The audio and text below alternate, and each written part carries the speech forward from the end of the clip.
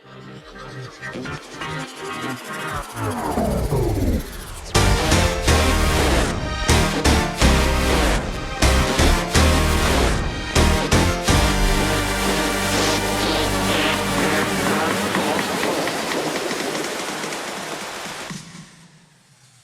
guys, what's up everybody, Sando here, and today I'll be testing a portable DAC and headphone amplifier that can work wirelessly or wired with your smartphone. It's called xDuoo XP2 Pro and it costs only 155 bucks. The only question remains the same: does it rock or does it suck? Let's find out together. In terms of looks, it is looking a lot like their XP2 with some minor tweaks here and there. It borrows the same design cues, form factor and weight. It uses a sandblasted matte grey aluminum case and should resist accidental drops and scratches. Since it has an NFC chip and a powerful Bluetooth chipset, it was mandatory exposing some parts of its case for a stronger wireless signal, and that is precisely why it is covered with tempered glass on top and underneath it. Surprisingly, it isn't a fingerprint magnet as I have expected, but on the flip side, it is a slippery surface and you should be extra careful while holding it or while it is being attached to a smartphone. On its front you can spot two headphone jacks. One works as an analog input and one is your headphone output. It doesn't have any balanced 2.5 or 4.4mm outputs, and maybe that is for the best, since not everybody is happy paying extra money for a custom headphone cable. The volume knob on the right also works as an on-off switch, and the LED light near it shows the selected input. Blue is your Bluetooth, red is that USB-C, and green is the 3.5mm input. On its left side there is a microphone for making or receiving phone calls, a play-pause button that works only with Bluetooth connection, and there is a low-high gain switch and an input selector. On the back there are two USB-C ports. One will charge your device and one will use its internal DAC section for your desktop or portable needs. As for the tech inside it, xDuoo went with a mid-range DAC, the AK4455, that features the same velvet sound architecture of their flagship chipsets. The headphone amplifier circuit is op-amp based, plus a high-speed buffer stage will further increase its power delivery. It outputs 300 mW of power into 32 ohm loads, which should be plenty for most desktop headphones and for sensitive and portable headphones. XP2 Pro is equipped with the most powerful Bluetooth chipset, the mighty Qualcomm CSR8675, that currently supports all major audiophile-proof codecs as aptX, aptX low latency, aptX HD and LDAC.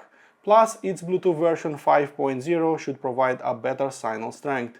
Other than that, it is also NFC equipped, and with a simple one touch it can be immediately recognized by an NFC enabled device. Moving on to its sound performance, before I tell you exactly how it sounds, you should first understand who xDuoo really is. Their flagship device is a tube-based DAC and headphone amplifier combo that is called TA30, that I have reviewed last year. You can check it right here.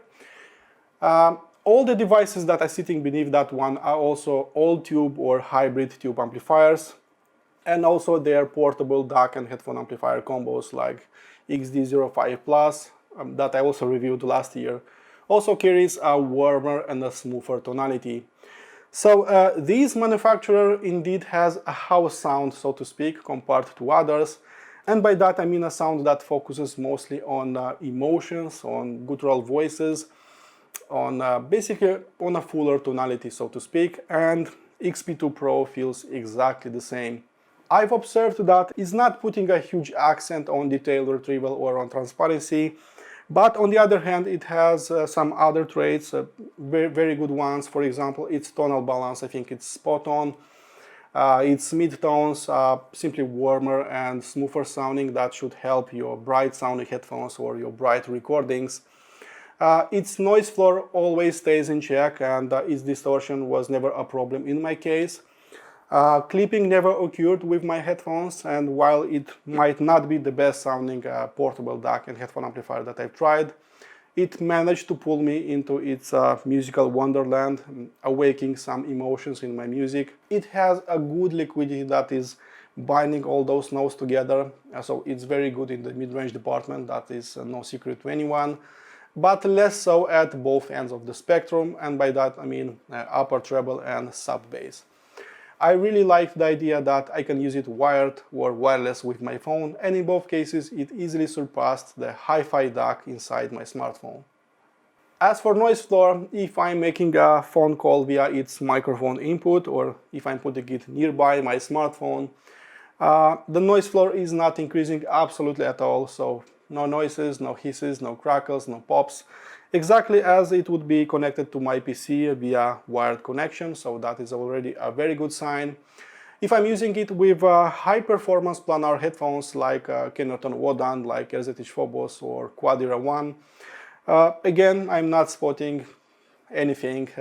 It has simply a black background, so very clean one.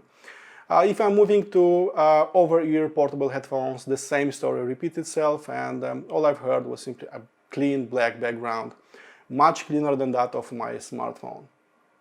Moving on to high-performance IEMs like Little Dot Cookies, like Measure Y Penta, there was a very small portion, very itty-bitty portion of white noise on high gain, and just a trace of it on the low gain, but on much higher volume, listening volumes.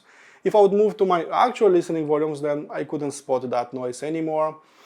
And only when I moved to ultra sensitive IEMs like FiiO Fi9 and put them in the high sensitivity mode, I could spot a slightly higher noise floor on high gain, and of course a much lower one on the low gain position.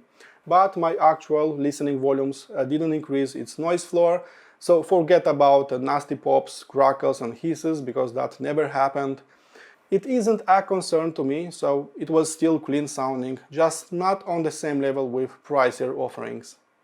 As for power output, all my sensitive IEMs were driven fully at 12 o'clock position on the low gain, and the same can be said about all portable over-ear headphones that performed absolutely great.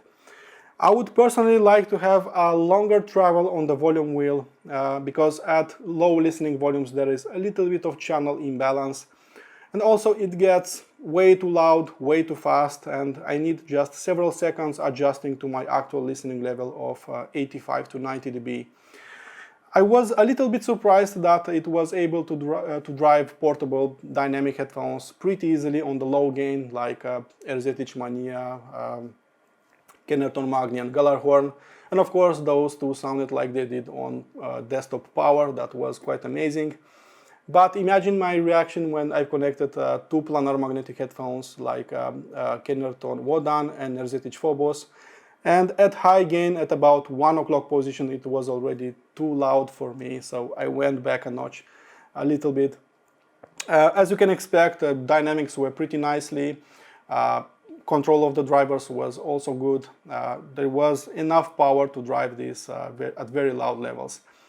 Soundstage didn't collapse at all, and there was enough bass even for my electronica needs. The only two headphones that were lacking nerve were Odyssey LCD4 and Hi-Fi Man Aria, but as we all know, those two deserve only high quality desktop power, no less. The Achilles heel of the little one is actually the transparency and detail retrieval, and while it isn't sounding muddy at all, it doesn't distort at higher volumes. It isn't a noisy sounding device. It is not that impressive when it comes to detail retrieval and transparency. For example, the leading edges of every single note is not very sharp, not very defined, so you hear the insides of the note but not their shell, not their outline. So it will surely improve the sound of your smartphone, of your PC, that is for sure, but it can be compared with desktop DACs, even entry-level ones, like Topping E30, D10S, SMSL Sanskrit 10th, or Logsg D30, because those will simply outperform it in here. Transparency is quite decent, but there wasn't enough air around the notes, so I couldn't feel that depth information very well, and I cannot call it a transparent sounding device. There are a few small details that I've spotted in this one with my tunes, but some micro details were lost and I couldn't spot them even with flagship headphones and IEMs. You can't have it all at only $155, and that is perfectly fine by me. Transient Response was another part that felt like a hit or miss with some particular music. For example, it rocked pretty hard with rock music, but it was just so-so with electronica music. And after going back and forth for a few days listening to high dynamic range tracks, I came to the conclusion that it's pretty good when it comes to slam and just decent to quite weak when it comes to speed and decay of the notes. So it wasn't keeping up with the fastest tunes, and the electronica felt a little bit disjointed with notes overlapping on top of each other. But when drums started hitting, all that visceral and raw energy felt really pleasing to me. It hits pretty hard, but it isn't a nimble and agile fighter, so speed and decay are actually its second flaws that didn't impress me that much. So Transient Response is good only to a degree, and I felt pretty much the same with the FiiO Q3, which I have reviewed a few weeks ago. So pair it with a slower paced headphone like Meze 99 classics, like RZH Mania, like Sennheiser Momentum line, and you will never observe that it has longer decays, a slower pace, because those headphones are sounding pretty much the same, but pair it with some lightning fast planars and everything will be revealed in a second. As for the frequency response, mid-bass is there only in right doses, so don't expect it rumbling, don't expect crushing your eardrums with 20 Hz notes, because that didn't happen. While it has plenty of it, it isn't that defined, it isn't that clean sounding in here. Sometimes it felt like a one-note type of bass, so it wasn't that detailed, it wasn't that transparent sounding to me. But quantity-wise, there is plenty even for my electronica needs. Mid-bass performance felt much better in my opinion, so it added warmth, it added more body into the mix, it had more of it, and I would call it simply a neutral type of bass. Mid-range is undeniably the best part of this device, so it's simply weightier in here, much fuller sounding, it has more meat to the bone. Everything that has to do with mid-range presence felt much sweeter to me, so I was simply emotionally attached to voices, to string-based instruments. Piano was pulsating with that right pitch, so it was all over the place, but it was very pleasant nonetheless. All Gangster Blues of Junior Wells' Chicago Blues Band and Gypsy Jazz of Django Reinhardt sounded as they went back to life in my room, jamming together for one last time. Treble sounded okay to me, so the lower part and the mid-treble has enough presence, enough detail, but the upper treble is losing momentum and it's not that defined, and it's really rolled off by my standards. It doesn't have any treble ringing, that's not an issue. Brightness didn't make an appearance in this device, that's also very good. And while it isn't that defined and super clean sounding in the treble, it isn't sharp sounding at all. So it has a relaxed type of treble, and it's infusing its medicine into bright sounding headphones, into bright sounding recordings. I have also compared it with FiiO Q3, which you can see right here, but since I don't really want to have long and boring reviews, please check out my detailed comparison that I put below in the written review. It's on chapter 8 and it's one click away. Okay guys, it's time for the conclusions.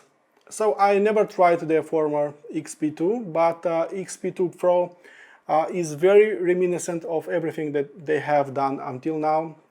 There is a little bit of XD05 Plus in here, a little bit of smoothness and naturalness like that of the TA30 tube-based amplifier. It is feature-packed alright, and it can work in 4 different scenarios, which is pretty cool if you ask me. And its bigger power reserve could drive pretty much most desktop headphones with plenty of juice left. It is priced at $155, and that's a pretty good deal if you ask me. Okay guys, my full in-depth review is waiting on my website. In case you want to support this channel, please subscribe to it. And as usual, listen to my music, be positive, and I'll see you next time. Cheers guys, bye bye.